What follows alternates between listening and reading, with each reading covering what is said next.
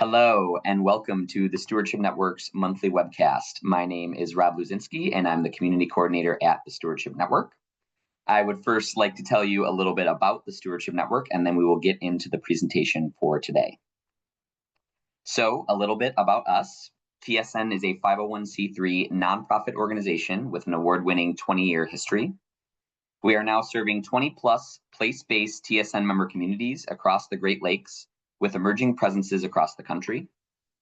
And many of our programs, including this webcast, are available to everyone. So we do a fair amount of public programming as well as some support that is specific to our member communities and other partners. So I would like to dig into our mission next. So we exist to connect, equip, and mobilize nature's caretakers. Now, if you're new to the Stewardship Network, you might be wondering, well, what does that mean? I would be happy to explain it more for you. We will go one by one to each of these aspects of our mission. So first, connect. We connect the specialized knowledge we've collected for TSN member communities from our vast partner network, and it is shared as widely as possible. So there are many different examples of that, and for folks that are familiar, this monthly webcast has been going on for many years. I cannot remember exactly, but gosh, it was before the COVID times where, virtual programming got super popular. We were using different platforms, but it's pretty incredible that we are still here all those years later. With the monthly webcast, we've got the spring challenge. Of course, many of you have probably attended the conference, which is one of our favorite events that we do every year. And there are a variety of other options for folks that would like to connect with the Stewardship Network and connect with the broader kind of network of partners and organizations and individuals that we work with. Next, we have Equip. So we remove hurdles for TSN member communities and like-purposed allies so they can pour thousands of annual work hours into their local ecosystems. So that looks like things like TSN Gloves for Good, which is something that's available to all the general public. We also do specific coordinator support and leadership development for our member communities. We do event registration and communications for those communities, also some backbone technology support. And we also have some financial and technology and training and education services that we provide. So we're trying to make sure that these folks are as ready as possible to take on the challenges that taking care of their local native ecosystems may bring them. And lastly, we have Mobilize. So through our TSN member communities and support of partners across the country, we seek to make collaborative stewardship accessible to all. And so that is where we actually get the boots on the ground. And this is something that we are so grateful to help support within our member communities and also beyond. So that includes land stewardship and ecological health, invasive species management, and early detection rapid response, habitat management, regenerative and local agricultural food systems, strategic planning, all of the above. We're really excited to be a part of it however we can. And the general sentiment is that we want to make it as easy as possible for folks to take care of their local native ecosystems. So with that introduction, I'd like to pass it along to our guest for this month. So we have Amanda Ruffini, who is the Lake St. Clair CISMA coordinator, one of our treasured member communities and the winner of the Inspiration Cup this year at the Spring Challenge. So very grateful to have her today.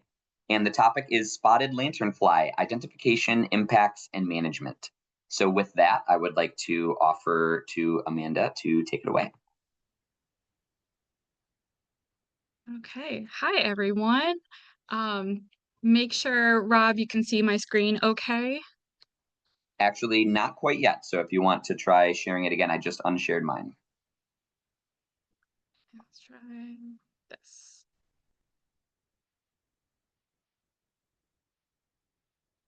Okay. And now I'm seeing it. Great. So perfect. Hey everyone, my name is Amanda Ruffini. I am the coordinator for the Lake St. Clair CISMA. If you are unfamiliar with what CISMA stands for, it is Cooperative Invasive Species Management Area. We have quite a few in Michigan. I believe the number is 21. Please, it's a Monday for me, so off the top of my head, but I focus on Macomb County and St. Clair County, so along the Lake St. Clair shoreline. But today we're going to talk about spotted lanternfly and specifically how to identify it, why it is important that we do identify, and why we do management for it.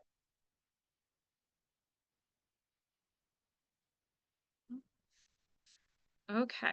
So spotted lanternfly is a sap-feeding insect. It is originally from Southeast Asia. It is part of the Fulguratia family, which is part of the Hemiptera species, which includes true bugs, aphids, cicadas. The Fulguratia family, they are known as lanternflies. So these are plant hoppers. They do have these mouth piercing parts that help with the feeding. But they were first detected in Pennsylvania in 2014 and believed to have come over through imported goods, with egg masses being laid on these imported goods, and then they hatched, and then we had them in the United States. Since then, we have found them in 19 states, and we're going to talk about that in just a second. But in Michigan, it was detected in 2022, and now you can find them in 5 counties in Michigan. That includes Lenawee, Macomb, Monroe, Oakland, and Wayne counties. So we do have a map from the Integrated Pest Management Program, and this showed the distribution in 2023. And at this time, it was in a couple of states on the eastern border. It had made its way into Ohio, into Indiana, and into Michigan. In the most recent update for this, we now have it in 19 states.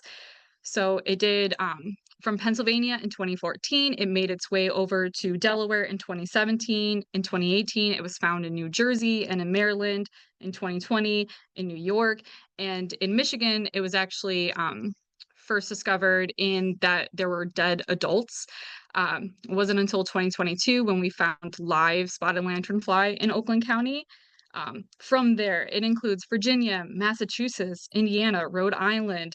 We have Connecticut, North Carolina, Ohio. So you can kind of see that it has made its way since its first introduction in 2014, and more specifically since 2017.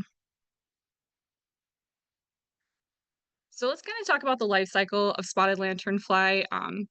It does have, so once egg masses are laid and it hatches, it does have 4 instar phases that it goes through before it does its final molt into an adult. So the hatching of the egg masses, this is very dependent on temperature variations, but typically anywhere in May to June is when these egg masses start hatching. When they hatch, they go into the first instar phase before they molt, and they go into their second instar phase in June, early July. From early July, it will then mold into its third instar, and we are now in the fourth instar period into adulthood. Um, there's a lot of variation when it comes to this. I was on a site visit in particular last week where I was still seeing third instar, and it's August. Um, but I was also finding the third instar on the same branch as several adults. So that variation, it does cause them to hatch and to grow at different rates, but they will all go through this cycle. And then starting next month into December is when the adults start laying eggs. Um, those adults do not overwinter. They are not built to survive the winter, but those egg masses do. And again, the cycle will start all over when they hatch in the spring. So how do you identify spotted lanternfly? Because that is the most important part. We have to properly identify it to pick the most effective treatment option for it. So the adults, they're pretty small. They're about an inch long, about a half an inch wide. There's some variation in that too. But those forewings that you see, there are grayish to light brown with those black spots. And then its hind wings are there are 2 separate. You have the scarlet with black spots, part of the hind wing, and then you have the black and white striped bars in the rear. So, obviously, it's a lot more, noticeable when they open their wings. When their wings are closed, they're just going to look, like those forewings where it's like that grayish brown, with the black spots on them. You can also see when they open their wings that they have a very brightly colored striped abdomen with the black and yellow stripes on it. The nymphs are a little bit different. So through the first to third instart phase, those nymphs are going to be very small, they're going to be black, and then they're going to have very prominent white spots on them. It won't be until the fourth instar phase when they do their final molt for the nymph phase, where they become that scarlet red color that you start seeing on adult spotted lanternflies. Even then, they're still going to have the very noticeable white spots on them. So egg masses, because this is one of our management techniques, but how do you identify the egg masses? Because they can look very similar to some other non-native and native insects that we have. So they do lay eggs in rows and they're covered in this like white glossy, like waxy substance. Over time, that substance does turn brown and it cracks. Um, they're about They could be about 1.5 inches long. They're very flat and very rectangular. They have a very noticeable shape on it. Um, they can be laid on any hard surface. So it includes your trees, your vehicles, outdoor furniture, pretty much anything hard, they will lay it on. Um, I like this to chewing gum. I think it's very reminiscent of chewing gum. And I think that does help in identifying it a little bit and letting you know that there is something there. But even more so, identification is best done after a rain event because the bark of the tree turns darker, and then this like waxy substance stands out a lot clearer. From you can see on the bottom picture too that there are quite a few individual eggs laid in that line. So when they do lay eggs, they can lay anywhere from 30 to 50 eggs at a time. Okay, so we're gonna look at identifying them a little bit more, and seeing them a little bit closer up. So again, you have that first to third instar phase. Um, the first instar phase, they can be as small as a pencil eraser. They're very tiny, very hard to notice, uh, but they grow from a few millimeters to a quarter of an inch. They will not have wings at this phase, but they do still jump phases. Since this is a plant hopper, they jump from surface to surface, uh, and they can jump pretty far at this point. Um, they are incredibly active, so you will see them moving up and down a tree. But in this phase, you're usually going to see them from May to around July. Once they do that final molt and they go into the fourth instar phase, they are quite a bit bigger. You'll notice that they're still black, but they've got the scarlet coloring on them. They have the white spots. At this point, they still do not have wings. They are jumping from surface to surface and still incredibly active. Um, at this point, they're probably about a half an inch to 3/4 of an inch, so almost full size. Then you get into adults.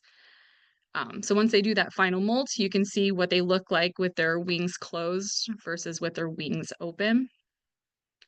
The largest picture I actually just took last week. So that was a fun site visit to go on.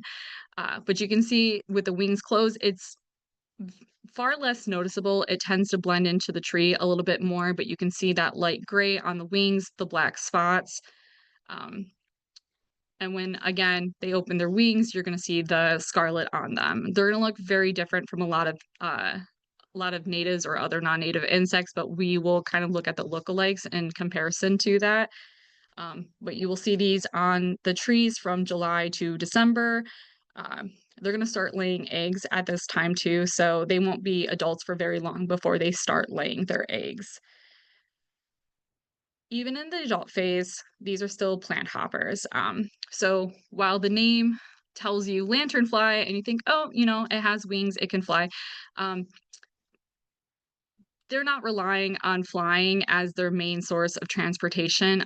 They can still jump at this point and they jump very quickly. It can be honestly pretty hard to catch them at this point.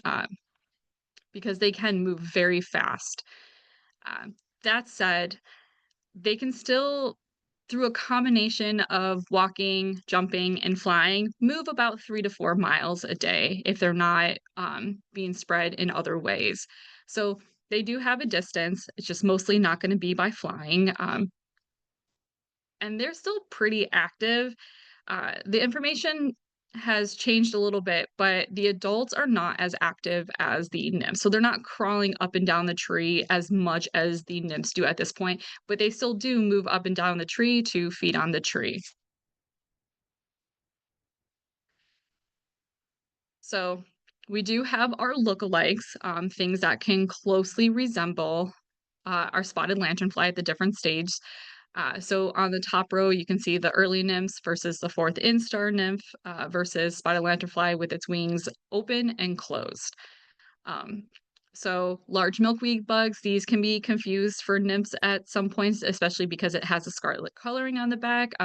Box elder bugs are the same with that red and black, but you notice that on those, they do not have the telltale white spots. Um, Tiger moth and gypsy moth can both look very similar when their wings are closed, but when the wings are open, they are missing the black spots, they're missing the scarlet hind wings and the black and white bars.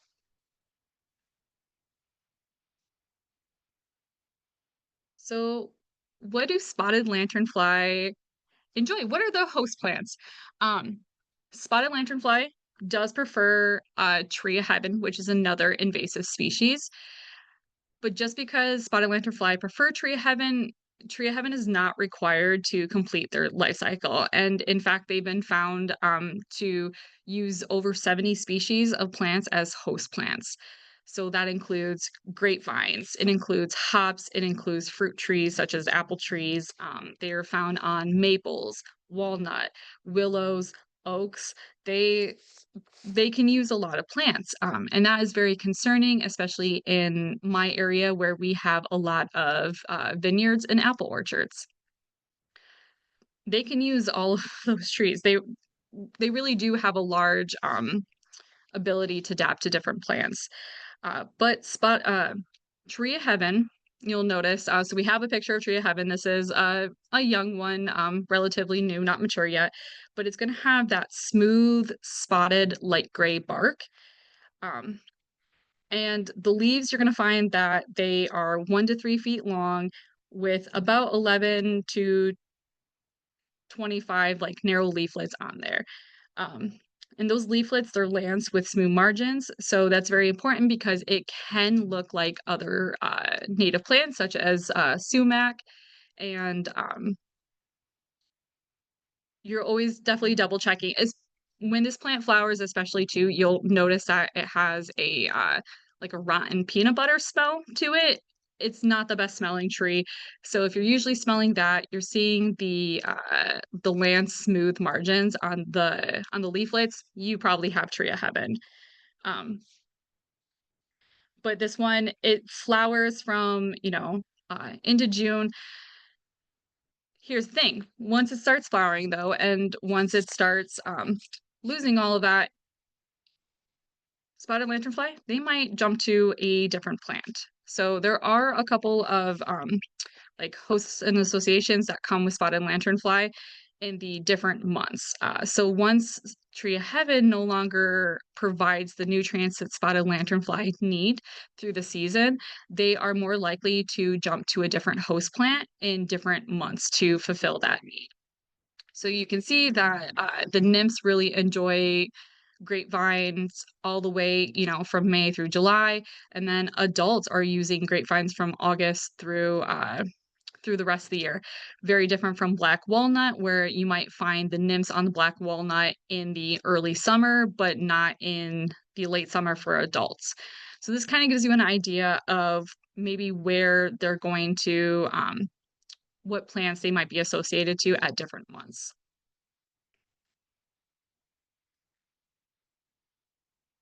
So if spotted lanternfly doesn't fly, and it only moves 3 to 4 miles a day. Oh,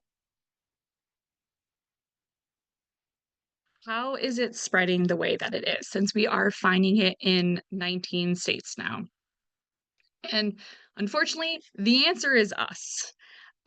Spotted lanternfly, they're plant hoppers. They're going to hitch a ride where they think is it's gonna, help them travel around.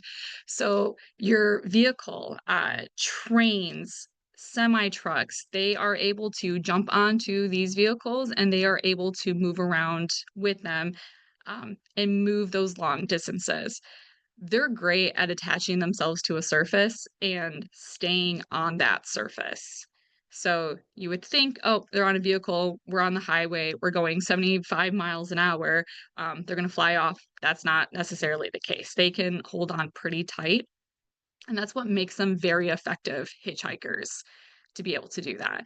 They also will lay amaxes on, again, anything that's solid, so they can lay egg masses on your car, on your trailer. If you're using camping chairs and you're moving that around, they can hitch a ride that way as well.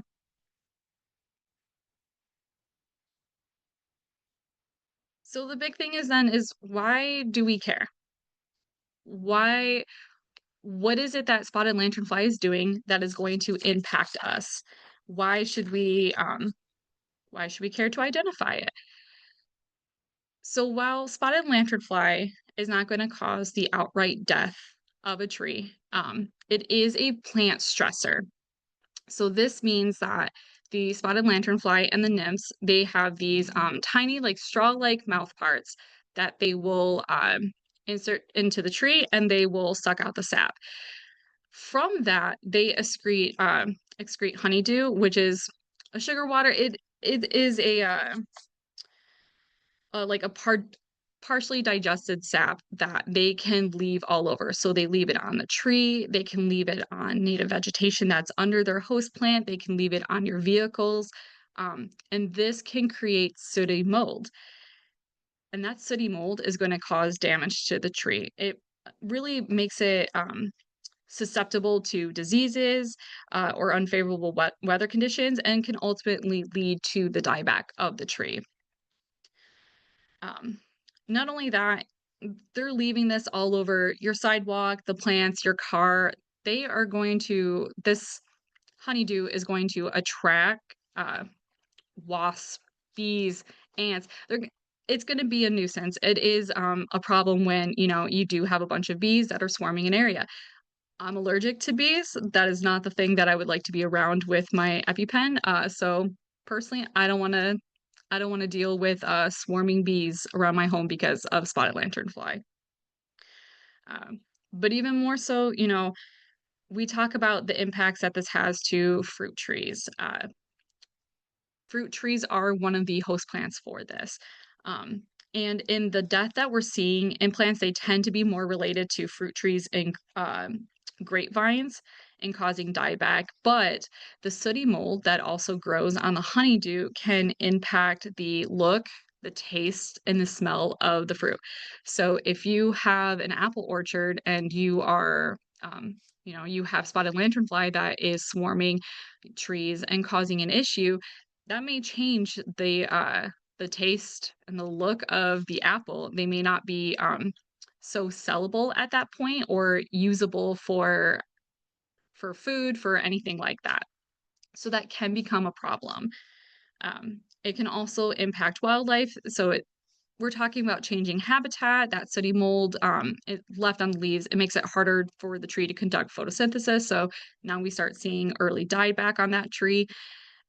Our bats that are roosting in the trees may not have the same habitat. Mammals, birds, reptiles that use that woody vegetation for survival may start losing more of their habitat because of the impact, especially when spotted lanternfly swarms one particular tree.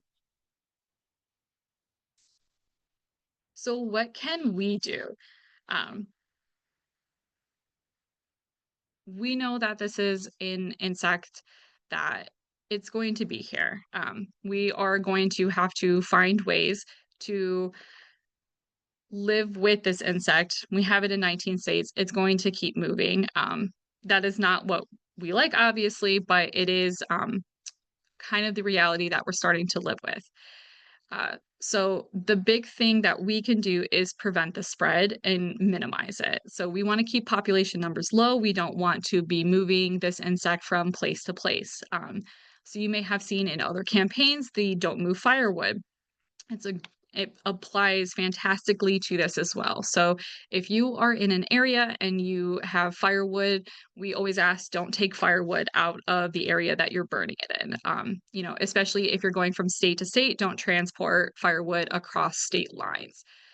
This way, we're keeping it in an area. So if there were, for say, spotted lanternfly infestation in that area, then at least we're keeping it there and we're not moving it to a different location. Um, it's really great practice now to get into the habit of checking your vehicles. Um, when I go visit a site that I know might be near or I have Tree of Heaven, in particular, I am just doing a quick check around my car to make sure I don't have any hitchhikers on my car. This prevents us from traveling with spotted lanternfly from place to place as well.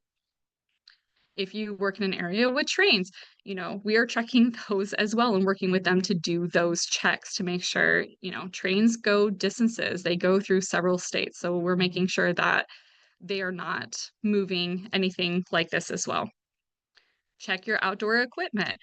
So if say that you have some chairs outside, you do have spotted lanternfly, but you're going camping, you're taking those chairs with you, check if there are any nymphs on there, if there are any adults, if there are any egg masses before you're moving them and going to a location to go camping, and vice versa. Before you are coming back from camping, check your equipment. This could apply, maybe you're moving furniture to a different location. Always check that equipment. Just make sure that you're not bringing it with you. You may have also seen the big campaign of see it, squish it. We do say that if you see it, take pictures, report it before you squish it, but after that is done, squish it. Um, they do move very quickly, so that's always important to note that it may not always be feasible to squish it. I like to take a little bottle with me, so if I do see one, I can knock it to the ground and then I squish it with my foot. Um, in that same campaign, you can remove the egg masses during the winter, and as you can see by this picture, you can also use traps to catch and dispose of nymphs and adults.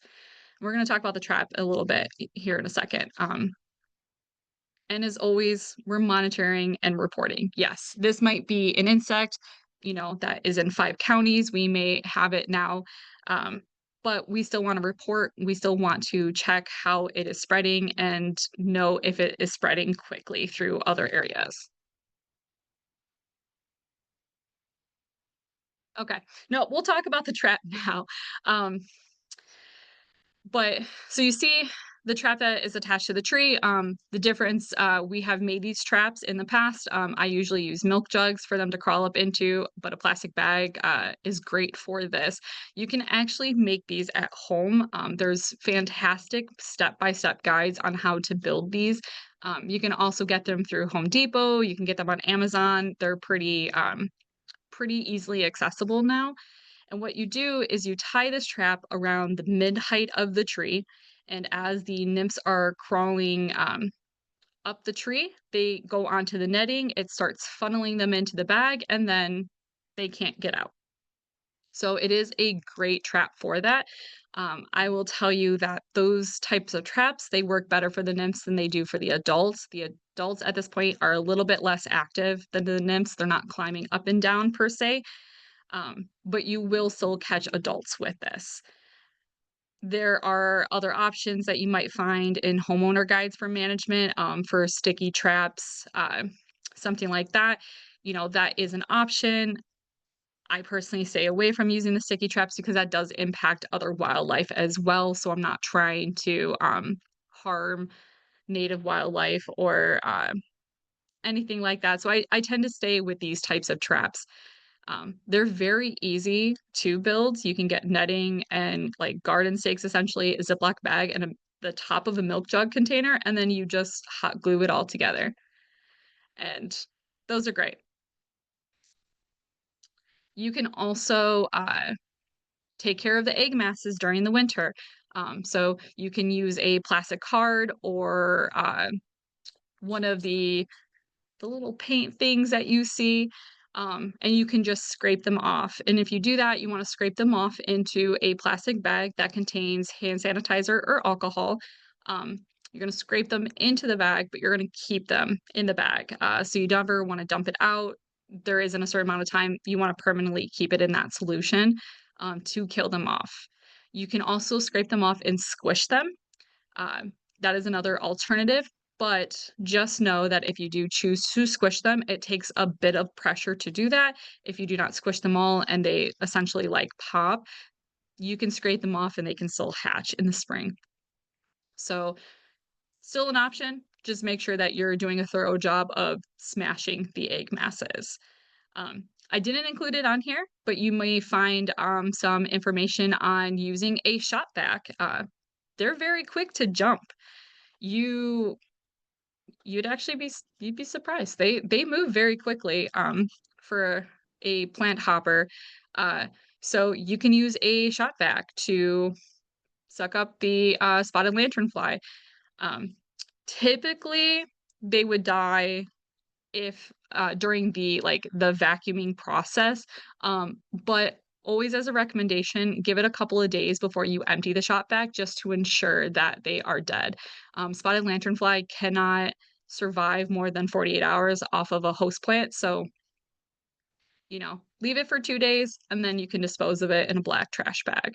Um, but those are a couple of options. And, MSU Extension has some great guides in the process for doing at home management. Penn State University has some fantastic resources for that as well.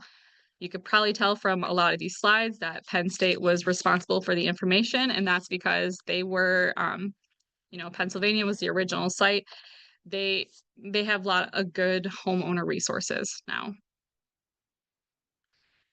Here are a couple pictures of the traps that we had done, for spotted lanternfly, so you can kinda see the materials that went into building it. We had, actually hosted a workshop to build these a couple of months ago, um, which everyone seemed to enjoy building and learning about, so they get to use those.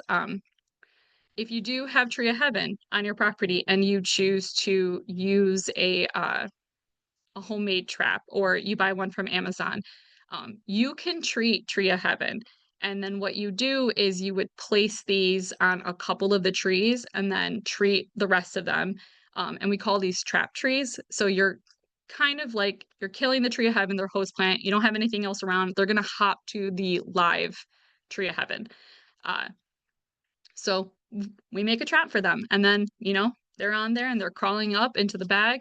Uh, Again, with the bag, just the same way as the egg masses, you wanna make sure that there's, like, alcohol solution. Um, I do not know the effectiveness of it, but I have also seen, like, soapy water. They're going to die in the bag, but, having that in there definitely helps the process, and it just ensures that they are dead before you dispose of them. And then we come to reporting, and I know that there are several states here today to learn about spotted lanternfly. So unfortunately, this just applies to Michigan, uh, at least for the eyes in the field. But your state will have options to report this. Um, but in Michigan, we do have eyes in the field through the DNR, and this is a great reporting system for invasive species and particularly watch list species, which is what spotted lanternfly is in Michigan. Um, so you report it to the DNR, and the DNR will actually send the report to the interagency that is responsible for spotted lanternfly. This would go for any species, um, but they make sure that it goes to the right person, so then we can take care of it and respond to it a lot faster. You can also use the Midwest Invasive Species Information Network. This reporting tool is open up to a lot more people. It does span quite a few states, and it does the same thing. So if you go on to MISN and you report it, it will send it to the person in that area that would be responsible for handling it. So it's just ensuring that we're able to do early detection and we're able to do response, and it provides resources for that as well. If you're unsure if you have spotted lanternfly, MISN is a great tool to still report. You would provide pictures, and a person will help you verify whether or not you do have spotted lanternfly or any species in particular at that point. So fantastic tools. I do highly recommend, and I recommend to still continue reporting spotted lanternfly, um, so that we have that information, so that we are able to respond quickly, so that we are able to kind of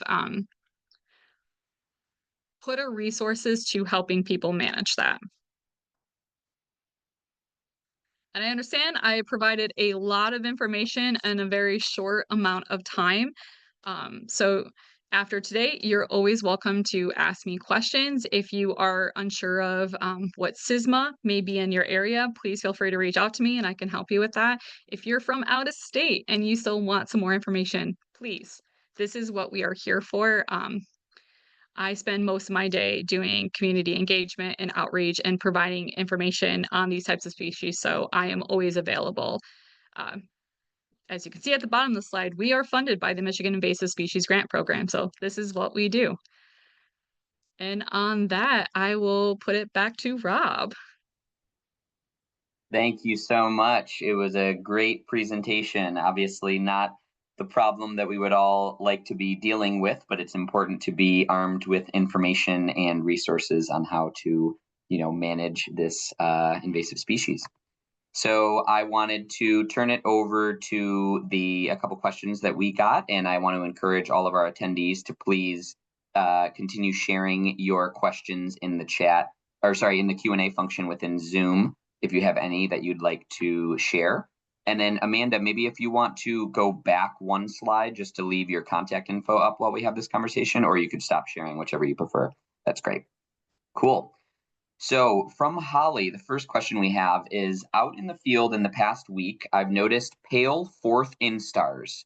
It makes them harder to spot, and I assume this is happening before they molt into adults. Are you familiar with this paling of the fourth instar, and has it been documented before? I have also seen what I'm probably assuming the way that you assumed it is that they're close to molting at that point. When they're close to molting, they're shedding their skin, so that coloring tends to be lighter.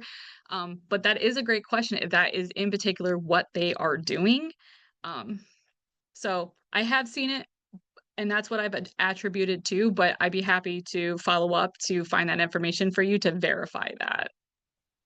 Great. So Holly, if you'd like to reach out to Amanda and follow up on that, that would be great. Sounds good. So then we have a question from Kirsten, which is, does spotted lanternfly only mate once before it dies? Yes. So because spotted lanternfly, the adults do not survive the winter. They're dying at that point. They're spending their adulthood laying eggs and then dying when it is time. Great. Thank you for that. And then Olivia had the question, are there egg masses of native insects that look similar to spotted lanternfly egg masses that monitors should be aware of? There are a couple, and I will apologize because I wish I had included that on this slide. But gypsy moth egg masses will look very similar, and we go about that at the same way. So during that time that you would typically be monitoring for gypsy moth egg masses and scraping them off, you could be finding spotted lanternfly at the same time. Mm-hmm. Great. Thank you for that. So once again, I'll encourage folks to share your questions in the Q&A if you have any. Oh, here's another one from Kirsten. Thank you. Do spotted lanternfly egg masses crackle when you throw them in the fire like spongy moth egg masses do? I think they do. You can definitely hear it too when you smash them that they like do like a pop. And that's like that pop that you want to hear to know that the egg mass has in fact been smashed effectively. I think they crackle a little bit. I'll admit Mm-hmm. that. Yeah. I'll just say out loud that it's we're being kind of brutal here, but sometimes you have to be when you're trying to protect your healthy native ecosystems. Usually we're talking about, I'm the type of guy that tries to take the spiders from my house and send them outside rather than killing them, and I'm thinking about, but it's just the reality of the management situation. So I had a general question for you in terms of tree of heaven and spotted lanternfly. So, how does your management of tree of heaven relate to the management of spotted lanternfly? And one thing I'm thinking about with that is, as you mentioned, tree of heaven is one of the primary and like preferred host species of spotted lanternfly, and it seems like they are connected to that tree longer throughout the year and the process compared to some other trees where it's specific to stages.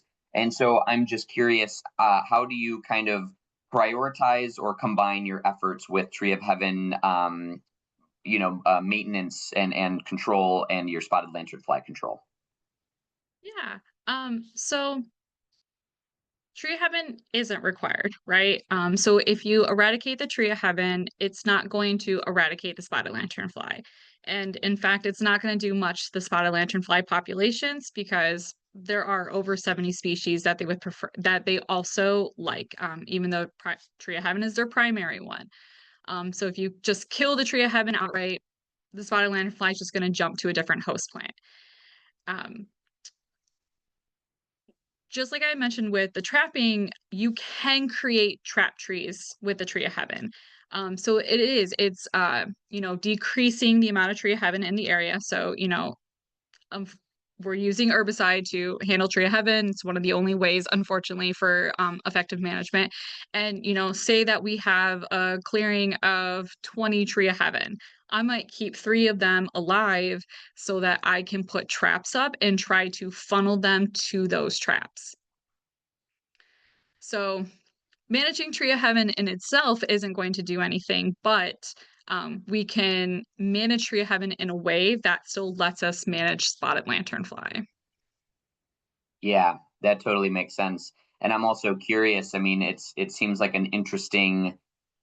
You would never want to, propagate or, even it feels weird to probably let the tree of heaven continue as it is, and you obviously have to still continue to manage it. But in some ways, like, do you see less impact on native tree species when there is tree of heaven present in an ecosystem, or have there been any research on kind of that dynamic? That's honestly a really good question. I mean, definitely in the areas that I've worked with spotted lanternfly now, I if there's tree of heaven and there's prevalent tree of heaven, I tend to only find the spotted lanternfly on the tree of heaven rather than the other trees. So they're not impacting, say the larger oaks and the larger maples. They're still, on the tree of heaven. They're harming any vegetation that's underneath the tree of heaven when they're dropping the honeydew, but it's limited because they're focused on the tree of heaven at that point. Um, if there is no tree of heaven, then tend to have found them be a little bit more widespread in that area, because now they're on every tree there is in tree of heaven. So I always find it has been my recommendation in the past with tree of heaven to keep a couple of trap trees as we're dealing with spotted lanternfly. Hmm. Hmm. So, you can manage most of it. I find that it's more helpful to keep a couple alive so that I can, one, see if there's spotted lanternfly, but also then maybe be able to manage it through the, at-home traps rather than, Hmm. something else. Hmm. Yeah.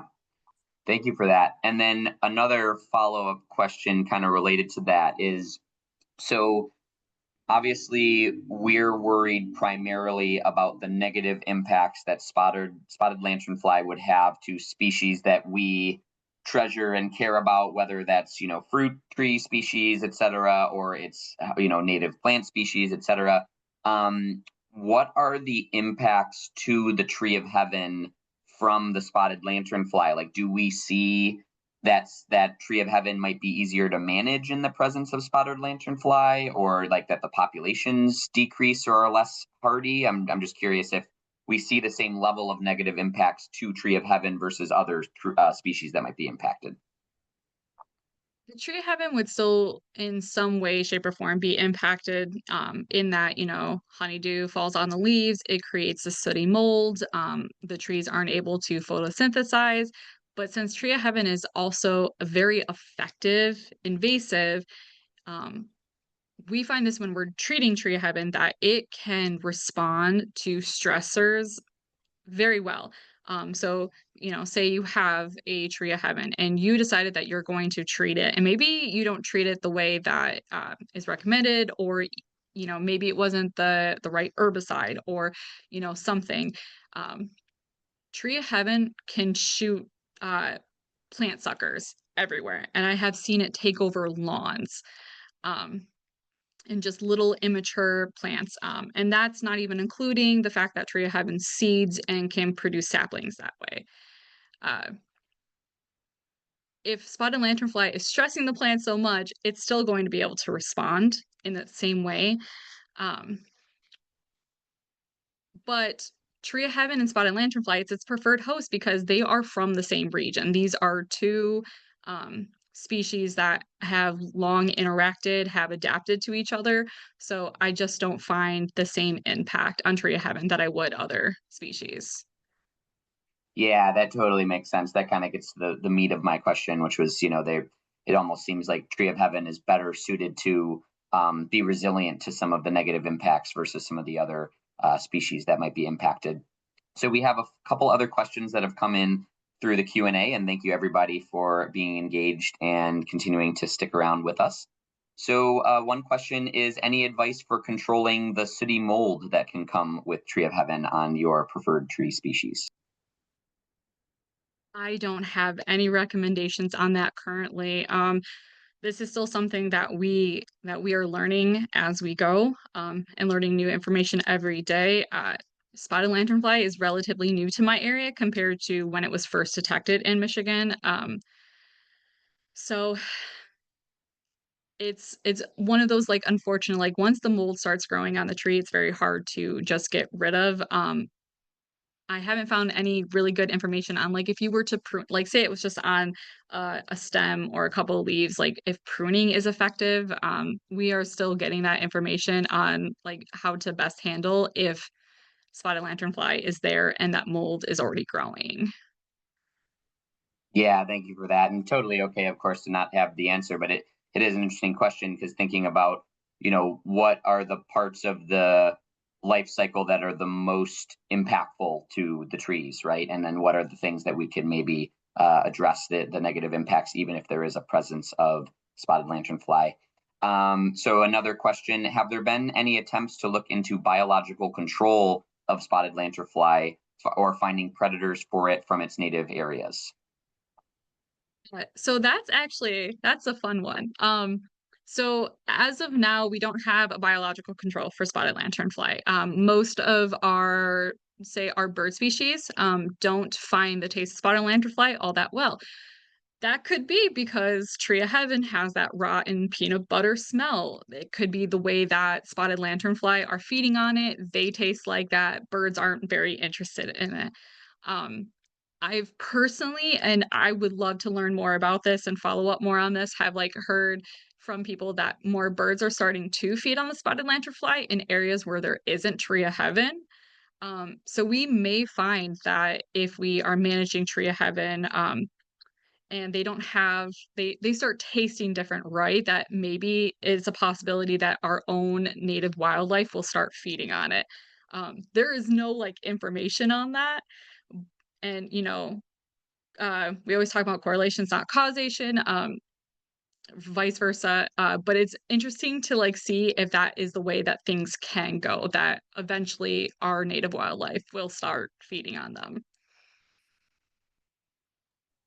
That is very interesting and hopeful. I mean, we do know that nature is incredibly resilient, and so certainly we don't want to put all the eggs in our basket that, or in the basket that is a problem that'll solve itself. But that's exciting to think that, in the cases where they might be most harmful to the native plant species, that they also might be more appealing to some of the predators. That's really interesting. Thank you for that. So then we have another question that is, I read that spotted lanternfly had higher survival rates and greater egg production when feeding on Tree of Heaven. Is this a misconception, or are the overall effects of getting rid of Tree of Heaven negligible in comparison to other spotted lanternfly mitigation methods? I haven't received very much information in how spotted lanternfly, like the number of eggs that are laid, depending on the tree. And I'm sure because spotted lanternfly has a relationship with tree of heaven, like it's the nutrients that it needs. It may help with egg production. That's not information that we've been given. But that's not. It really would take more studying to find out. I'm not seeing a difference. Again, this is new to my area, so there's very few sites that I have taken a look at, and I haven't noticed a difference. That doesn't mean it doesn't exist. That doesn't mean that you were told the wrong information either. That definitely is going to cause me to start digging in a little bit more as soon as I'm done here to find information like that because that would be interesting to know, honestly. That's great. Thank you. And then just one more comment that someone said that I had the nymphs on my milkweed in May and June and on my pawpaws too. So we are seeing examples of, the prevalence in other species. But with that, I think we will transition into our outro. But I once again wanted to say thank you so much to Amanda. It was really great to have you. So glad to have one of our member community coordinators on the, for the webcast today. And thank you to everybody that was a part of this session. It was truly great. So I will now try to take over with sharing my screen.